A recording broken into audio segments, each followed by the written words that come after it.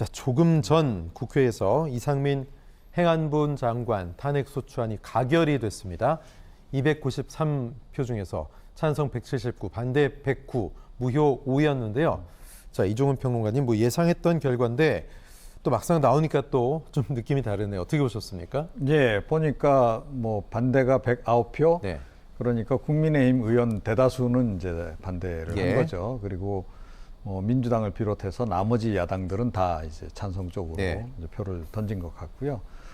뭐 저는 배경으로 살펴볼 때 그러니까 민주당이 지금 많이 몰려 있는 상황하고 좀 관련이 깊다. 특히 뭐 이재명 대표 어찌됐건 사법 리스크와 관련해서 그 질곡으로부터 좀 벗어나기 위한 예. 그런 이제 차원의 성격이 강하다라고 생각을 해요. 뭐 그럼에도 불구하고 그러면 뭐 윤석열 대통령은 좀 책임이 없느냐?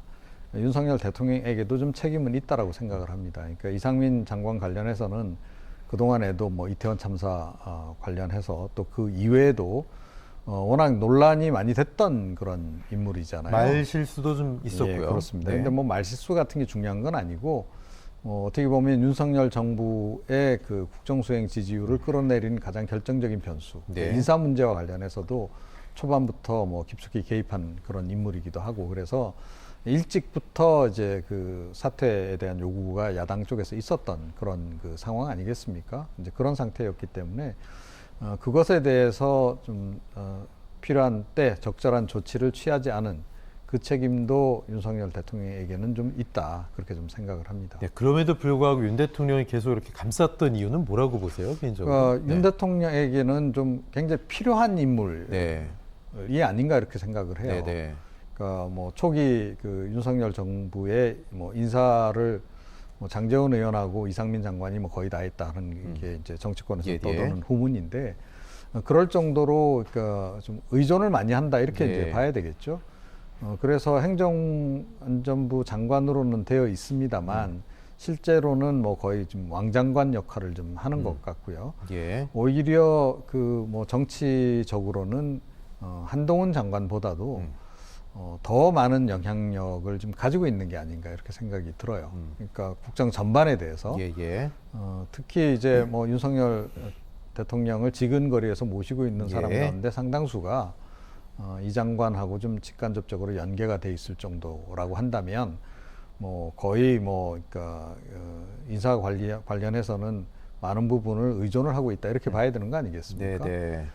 그런 점에서 볼 때 거의 뭐 국정 파트너 정도 네. 되는 것 같고 그래서 쉽게 좀 대통령 입장에서도 정리를 못하고 여기까지 넘어온 게 아닌가 네. 그렇게 좀 생각이 됩니다. 어쨌든 이상민 장관은 헌정 사상 처음으로 국무위원 탄핵의 당사자가 됐습니다. 불명예인데, 자, 조 교수님, 이렇게 되면 이 장관의 직무는 바로 정지가 되는 겁니까? 네, 바로 정지가 되는 것이고요. 이제 헌법재판소에서 최종 판결이 나올 때까지는 대행 체제로 갈 수밖에 없습니다. 그래서 지금 대통령실에서 일부 언론 보도에 따르면 실세 차관을 보내서 이상민 장관의 업무를 대행하겠다라는 예. 계획까지는 나와 있는 것 같습니다. 아직 뭐 준비하고 실행된 있는 것 같아요. 뭐 그렇게 보여요. 네. 근데 이제 대부분 거론되는 분이 또 검찰 출신들이세요. 네, 네. 그런 부분도 사실은 국민들이 볼 때는 좋은 모습으로 보이지 않을 겁니다. 도라는 듯이 맞불을 놓는 거죠. 그렇죠. 말하자면. 그러니까 이거는 뭐 입법부를 그 삼권 분립이 돼 있는 나라에서 입법부의 어떤 결정에 대해서 존중하는 모습이 아니라 도리어 반발하는 모습을 보여주는 것은 저는 좋지 않다고 보여지고요. 헌정사상 첫 국무위원 탄핵이라고 하는 것이 12.9 참사에 대해서 정부가 어느 누구도 책임지지 않는 모습을 보이는 부분, 이런 부분이 국민적 여론을 움직였다고 저는 생각합니다. 민주당이 저는 좀 늦었다고 생각하는데요. 그럼에도 불구하고 이런 결정을 할 수밖에 없었던 것은 12.9 참사 이후에 최고위급에 있는 사람 중에 누가 책임을 졌습니까 대체? 네. 지금 현재 용산구청장하고 용산서장 그 정도 선에서 지금 마무리하려고 하는 거 아니겠습니까? 정무적으로 장관은 본인이 법적으로 문제가 있고 없고를 떠나서 그 자체로서 정무적 어떤 책임을 지는 겁니다. 의적 책임. 그렇죠. 네. 그런 부분을 대통령이 하셔야 되는데 안 하니 결국 탄핵권을 갖고 있는 국회가 나설 수밖에 없는 입장이었고 그런 상황에서 탄핵이 결정됐기 때문에 이 문제를 또 뭐 그 대통령실에서 너무 그 고집스럽게 예. 검찰 출신을 차관으로 앉혀가지고 실세 차관을 통해서 수렴 청정을 하겠다는 모습을 보이면 제가 볼 땐 더 큰 후폭풍이 있을 거라고 생각합니다. 네, 근데 이상민 장관 탄핵안이 가결됐지만 뭐 방탄이냐, 국회 책무냐 이런 명분을 앞세운 여야 간 여론전은 앞으로가 더 중요할 것 같습니다. 여론이 어떻게 움직이느냐도 좀 관심을 갖고 지켜봐야 되는데 사실상 민주당에서 탄핵 카드를 꺼내 들고 있다가 계속 들고만 있고 시간을 놓친 거 아니냐 이런 얘기도 나왔거든요. 어떻게 보십니까? 그것도 맞는 말씀이에요. 왜냐하면 12구 참사 이후에 사실 이상민 장관에 대한 그 경질해야 된다는 여론이 훨씬 높았습니다. 지금까지도 높은 걸로 알려지고 있는데요. 그런 상황에서 국회가 좀 더 일찍 나서서 이 일을 했어야 된다라고 하는 의견이 분명히 있습니다. 좀 시기가 늦어진 건 분명하고요. 그런 부분에 대한 비판도 있을 수 있다고 봅니다. 다만 지금이라도 대통령이 안 하니 국회라도 나서서 국민의 의견을 받들어 국민의 대의기관 아니겠습니까? 네. 그 국회에서 탄핵소추권이 보장된 이유가 대통령이 본인의 밑에 있는 참모를 경질하지 않았을 때 책임이 있다고 판단되는 사람에 대해서 네. 국회가 의결을 통해서 탄핵할 수 있도록 돼 있는 부분을 실행하는 것은 저는 지극히 당연하다고 생각합니다.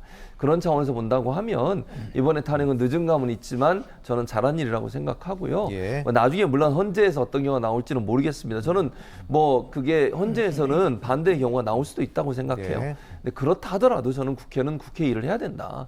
그런 부분까지 고려해서 하게 되면 국민들은 국회에 대해 실망감을 가질 수밖에 없다고 보여지기 때문에 오늘 뭐 탄핵 결정은 늦었지만 그래도 잘한 결정이라고 생각합니다. 네.